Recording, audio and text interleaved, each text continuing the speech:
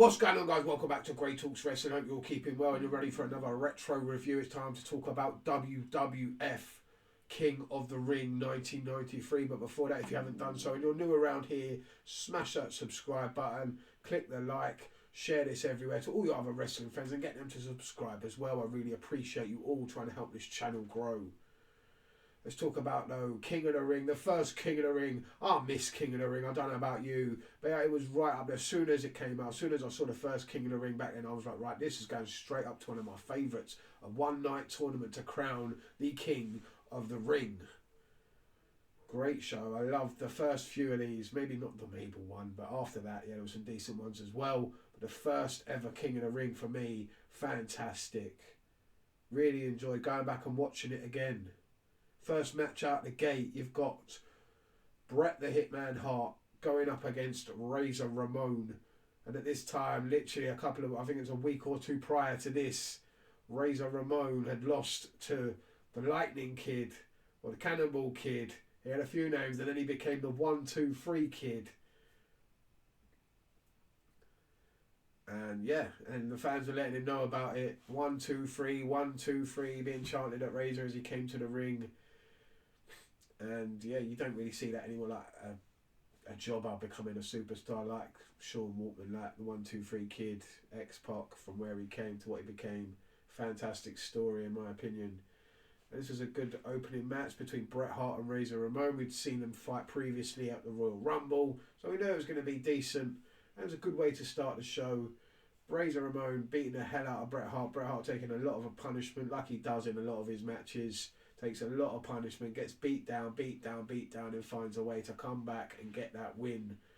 And I like this win here. Razor Ramon has him on the top rope. He's looking for a back suplex, and Bret reverses it into a crossbody and gets the 1, 2, 3. Very impressive finish, in my opinion. I enjoyed this match and a great opener. Not to take really the worst match of the opening matches of the first round has to be Mr. Perfect versus Mr. Hughes. I mean, Kurt Hennig, Mr. Perfect, one of the best of all time. But what can he do when he's wrestling a fridge?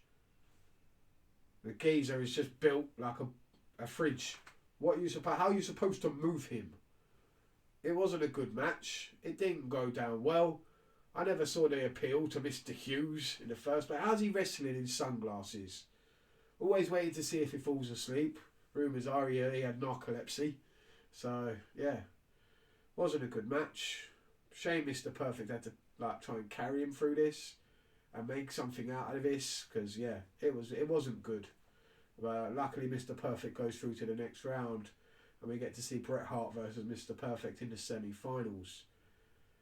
Bam Bam Bigelow and Hacksaw Jim Duggan was better than it was supposed to be. It really was. It was a good, decent match for what it was, for what they can do, their limitations. Bam Bam, one of the best big men. Duggan coming towards the end of his days, really. He's seen better days. But yeah, this was okay. No problems. Then we've got the 15-minute time limit draw between Tatanka and Lex Luger, which was really, really good. A really good match. In my opinion, the best match of the first round. It's just a shame it went to a 15-minute time limit draw. Maybe that's what made it so good. Both these guys bought it in this match. Really, really proved a point that they can be contenders. I really enjoyed it. It was just a shame, like I said, neither one of them goes through to the next round. Bam Bam gets himself a bye into the finals. All he had to do was beat Jim Duggan. Oh! And he's in the final. But we do get a semi-final match. Mr. Perfect going up against Bret Hart. A throwback to SummerSlam 91. A rematch, if you will. And now we got two baby faces. There's no title on the line here, just who's going to advance into the finals of the King of the Ring. And in my opinion, if you put this match up against the SummerSlam match, this match tops it. This was fantastic. One of the best matches you're going to see in 1993, in my opinion. Very, very good. Back and forth, professional wrestling at its best. Go and watch this match. If you want to see good pro wrestling, go and watch Bret Hart versus Mr. Perfect in the semi-finals of the King of the Ring 1993. Very, very good. just a shame there had to be a winner, and that winner was Bret Hart. Bret Hart goes through to the next round, and he's in the finals against Bam Bam Bigelow, and that's the main event set. Up next, though, is the WWF Championship on the line. Yokozuna, the former champion, getting screwed out of the title at WrestleMania by Hulk Hogan. Here comes Hulk with Jimmy Hart. Oh, hated all that. Hated Jimmy Hart with Hulk Hogan. It didn't fit. It didn't work, in my opinion. Just didn't feel right. There's Hulk Hogan with the title. This match, probably better than the WrestleMania match. Of course it was. Yeah, this was okay, considering like Hulk Hogan had seen better days, considering Yoko of the size of him, but Yoko could move. Yoko bought this match, made this match better, made this match what it was, in my opinion. It had nothing to do with Hogan. Hogan was just there really doing his thing, and it could have been a lot worse. And Yoko made it a good match, and it's just a finish really, just shit finish. Just what the fuck was that? Silly photographer dressed up, looking like he looked ridiculous, like a Womble. Go Google that if you don't know what they are. Womble and Frida Wombles of Wimbledon. Yeah, he looked ridiculous. Gets up on the ringside, takes the picture. The camera explodes in Hogan's face. He falls backwards. And I think is it a leg drop or a splash, or he just pins him. I don't think he does anything much to him really. He just gets the 1, 2, 3. It's over. Yoko's your champion again. And it's after the match with the bonsai drop on Hogan, where he squashes HULKAMANIA. The end of HULKAMANIA. Goodbye, Hulk Hogan. We'll see you in about 9 years.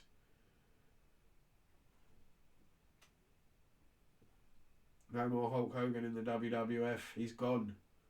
This is the end of Hulk Hogan. The end of Jimmy Hart. And I'm pretty sure the end in pay-per-view wise of other people as well, like Bobby the Brain Heenan. A lot of Hogan's camp now are filtering out of the company. And we do see them again down the road. Like some Mean Gene as well, which is a shame in my opinion. It's come to an end. The era, the Hulk Hogan era, the Golden Age era. That Hulk Hogan in the late 80s, early 90s, it's ended now, and the new generation is here. Sad in a way, but exciting in another way, because it's time to look forward and see what happens next. Because we've got an 8-man tag. 8-man tag with the tag team champs, DiBiase and the Head Shrinkers. Bloodline representing yet again, like the match before, a tribal chief getting the win. We've got a lot more of the Bloodline right here, just dominating professional wrestling like they do. Look at Yoko. And then we've got the Head Shrinkers going up against the Steiner brothers, and in my opinion, a tag team that's not talked about enough. A tag team that I thought was pretty decent back in the day, that I enjoyed when I was younger. The Smoking Guns. Remember them? Billy and Bart Gunn. The Smoking Guns. Here comes Billy Gunn. It's the first time I've seen a young Billy Gunn. And he's still going today. That's what's so impressive about the guy. He looks even better today than he did back then. But yeah, this was good. This was okay. Featuring probably the 4 best tag teams they've got on their roster at the moment. And yeah, if these are your 4 best tag teams, your tag team division is looking pretty strong in my opinion. You've got the Steiner brothers, you've got the Head Shrinkers, you've got the Money Inc. and you've got the Smoking Guns. A very decent foursome there that can carry the tag team division, and they do over the next couple of months. We have a good feud between the Head Shrinkers and the Steiners. Money Inc. Don't see them for much longer. The Smoking Guns, we know what happens right there. And I can't wait to see what they do and what happens going forward. This was a decent, okay match. Bit of a filler, but okay. Enjoyable to see these new tag teams, new faces in 1993. Then we move to the main event. Oh no, we don't. We move to the Intercontinental Championship. Another new face introduced backstage. We've seen him a couple of times prior, not in pay-per-views, but leading up to this, you saw him in TV shows, getting involved, helping Shawn Michaels win back the Intercontinental Championship. We finally find out here at the King of the Ring what his name is. He is known as Shawn Michaels says, the Mad Truck Diesel. Kevin Nash is here. Formerly known as Vinny Vegas, formerly known as the Oz. But we know with Diesel, he finally starts to hit the heights expected of him and goes beyond that as well, in my opinion. Yeah, it's the start of Kevin Nash's career in the WWF, or Diesel's career in the WWF, should we say. And yeah, exciting times, new faces. Shawn Michaels is the Intercontinental Champion, and I love this Shawn Michaels. I thought it was brilliant, especially when he had Diesel in his corner. Much better than with Sherry Martel. That really didn't fit, really didn't work in my opinion. Now we get to see a much better Shawn Michaels. He has some really good matches this year and in 1994. The rest of 93 and 94, he has some really good matches. And this one here is really underrated. Bryan Adams' Crush, in my opinion, quite underrated superstar. A lot of people give him a lot of stick. But I didn't mind Crush. I thought he was quite athletic. He had a good look about him. The gimmick wasn't very good. It was a bit 90s cheesy sort of gimmick, but was what it was, and I think he made it work. He got it over. As a kid, I enjoyed Crush, and I'm sure a lot of other people did when they were a child. They didn't mind Crush. And yeah, he deserved, in my opinion, back then he deserved a title shot. And he got one, and it wasn't okay. It was a decent match. Yeah, nothing wrong with it. Shawn Michaels, of course, is getting to England. I wasn't expecting Crush to actually win a title. But yeah, not a bad match. Not for a pay-per-view, for a defence for Shawn Michaels, I'm okay with that. Then we get to the main event, the finals of the King of the Ring. And again, another great match. In my opinion, one of Bam Bam Bigelow's best matches ever. And of course, this is Bret Hart. Bret Hart carries most people to their best matches. Let's have it right. It's going to be spoken about a lot over the next few pay-per-views. Multiple of them, actually. There's going to be a lot of them where I say, yeah, this so-and-so had their best match with Bret Hart. Doesn't take a genius to figure out why people are saying that Bret Hart is one of the best, or if not the best, professional wrestler in ring of all time. He makes people look fucking amazing. Anyone. I'm not saying that Bam Bam is bad, because Bam Bam was fucking amazing. And this was a very good match. You thought Bam Bam had it. He had the bye. Bret Hart had been through the beating that Razor Ramon gave him. A war with Mr. Perfect. It was just non-stop. And then he goes up against the Beast from the East, Bam Bam Bigelow. And Bam Bam beats the hell out of him. And Bret Hart, he gets that sympathy card, man. He knows what to do, and it works every time. You just feel so bad for the guy. You think he's not going to be able to come back from this beating, surely, but somehow he finds a way to win.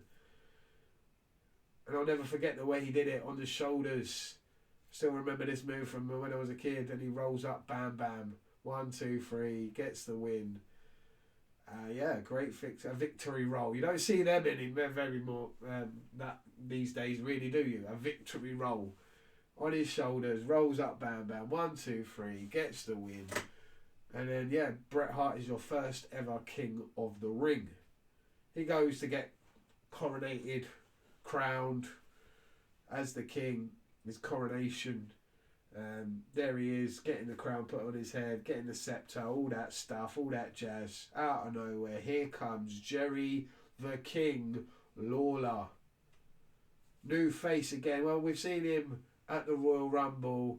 We don't really, in pay-per-views, hasn't really popped up that much so far. Been more on like Raws and Superstars and other places like that leading up to this. But here is Jerry the King Lawler, and he attacks Bret Hart, beats the hell out of him, and we're off to the races with a good feud, in my opinion, between Bret Hart and Jerry Lawler. A great way to start it. Absolutely beats the hell out of him, batters him, leaves him laying. I know some people weren't happy with this, but I enjoyed it. I like Jerry Lawler. I enjoyed him. Everything I've seen, gone back and watched in Memphis Wrestling, fantastic. everything he'd done in the WWF, in my opinion, with this feud with Bret Hart was really, really good. Underrated stuff from Jerry Lawler. I would have liked to have seen him get a couple of wins against Bret Hart legitimately, and I think they could have done that, but it made him look a bit weak sometimes against Bret Hart. But other than that, yeah, I enjoyed Jerry Lawler. Overall, I thought he was really, really good. A good character, a good heel, and this was a good way to start a good feud. And I'm looking forward to where this goes and rewatching it again, and having a second opinion again on this. But I know I enjoyed it the first time round. When I was younger, I didn't like Jerry Lawler, and he made me not like him, which is the heel's job. So, yeah, enjoyable show. Overall, King of the Ring, very, very good. First King of the Ring done, in the bag. And thanks for watching. Let me know what you thought about King of the Ring 1993 down below. Yoko squashes Hulkamania. Goodbye, Hulk Hogan. Bret Hart's your new King of the Ring, or the first ever King of the Ring. And Shawn Michaels retains the Intercontinental Championship. Thanks for watching. I'll see you next time.